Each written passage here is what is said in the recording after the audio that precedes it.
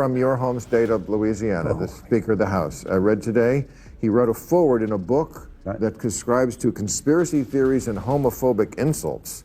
I thought, Mike Johnson wrote the foreword to the Bible?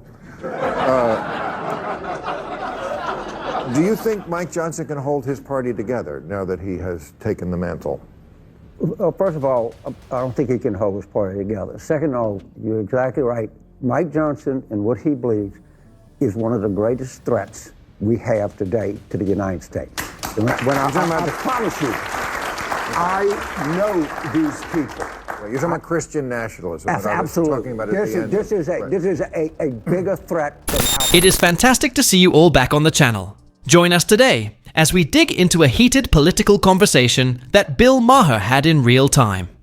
Put on your seatbelt. The stakes are going to be high with this one. House Speaker Mike Johnson is one of the few lawmakers who has recently stirred as much controversy as he has. While his rise may have appeared surprising to some, Democratic strategist James Carville doesn't perceive it as harmless.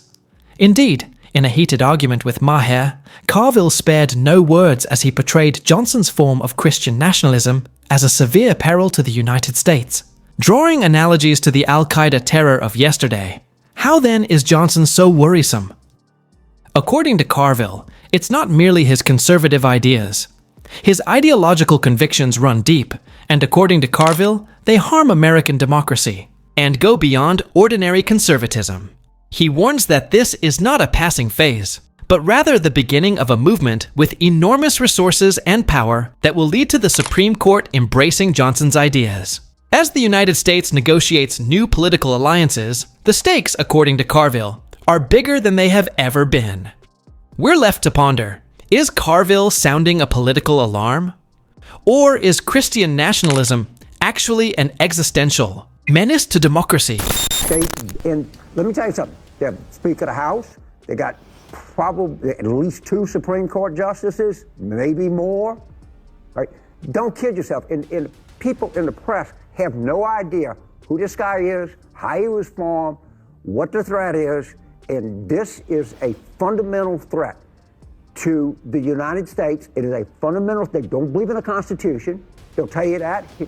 Mike Johnson himself says, "What is democracy but 2 wolves and a lamb having lunch?" That's what they really, really, really believe. And to say, "Oh, come on, man, that's just some crazy shit." No. They believe that, and they're coming, and they've been doing it forever. They're funded. They're relentless. And, they probably won't win for a while, but they might. No, and if they do, the whole country blows a gasket. You just have to look at that painting. I think it's a Kincaid painting that a lot of them like, where Jesus is handing the Constitution to Thomas Jefferson. I mean, if you could look at that and go, that's the way it probably happened. I know it. That wasn't a photo. James Carville made his thoughts known. He considers Mike Johnson's Christian nationalist program one of the most serious dangers presently facing the United States. Worse, in his perspective, than even foreign extremist groups. But Carville's anxiety doesn't stop with Johnson. He hints at a wider movement that is organized, well-funded, and essentially adverse to America's democratic foundations. In his opinion, this movement is not only supporting conservative ideals, it's attempting to replace constitutional law with a religious philosophy built on biblical authority. This idea, Carville says, has begun to gather tremendous momentum with growing influence within the Republican Party and ideological allies on the Supreme Court. He warns that if left unchecked, it may lead to a dramatic transformation of the country's political atmosphere. Whether one sees Carville's words as a true warning or political exaggeration, one thing is apparent. Christian nationalism has moved from the periphery to the front. It's now a major force affecting conversations at the highest echelons of American power. Anti-immigration Dutch politician Geert Wilders. I remember interviewing him for Religious way back in 2007. A warning to the liberals in America that they need to take our immigration crisis more seriously. So if you don't follow the story, Geert Wilders, he's been running forever in Holland. Of course, the New York Times calls him a far rightist. They call all these people, Meloni in Italy is another one. Viktor Orban is kind of a far rightist in Hungary. But not. I think some of them are just Brexit, and England was part of this. People are feeling they are not welcome almost in their own home because of the kind of immigration that these people are fighting against. So well, most of these people are not far right by any way that we would think of far right, in that they're racist. I actually met with Orban in Budapest, and I talked to him for a little while, and all he kept saying was, you know, I love Hungary. That's all. I love my people. I love my country. That's it. I don't know what accent that was, but that basically.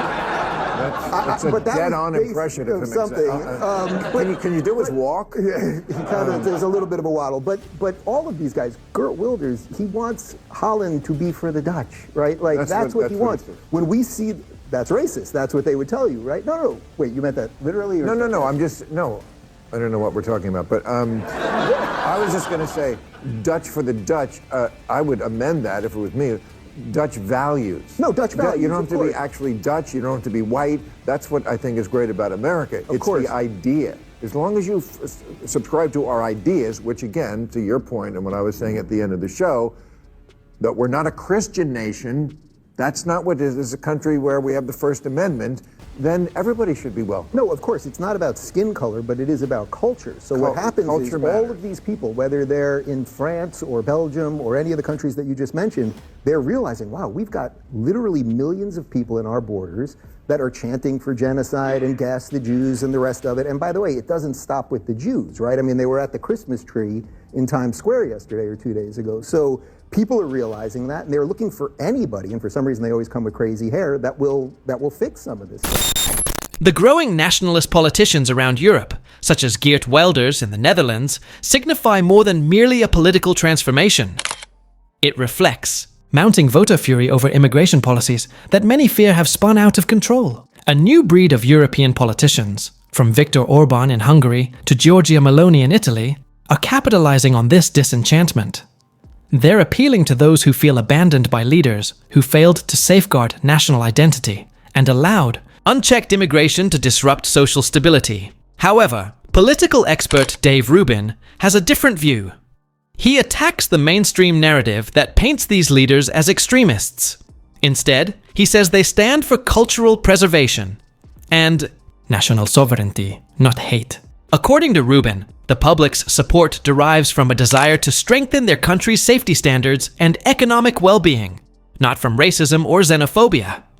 James Carville, on the other hand, takes a more critical stance. While he acknowledges widespread displeasure, he maintains immigration isn't the major issue. The underlying problem, he says, is the general perception of anarchy, uncontrolled borders, integration failures, and governments afraid to intervene. People aren't opposing immigration, Carville says. They're rejecting instability, cultural degeneration, and governmental incapacity. So where do we stand? Is the development of nationalist parties a necessary adjustment after years of poor policy, or is it a perilous push toward division and authoritarianism? Europe's political environment is evolving quickly, and the old elite is struggling to keep up.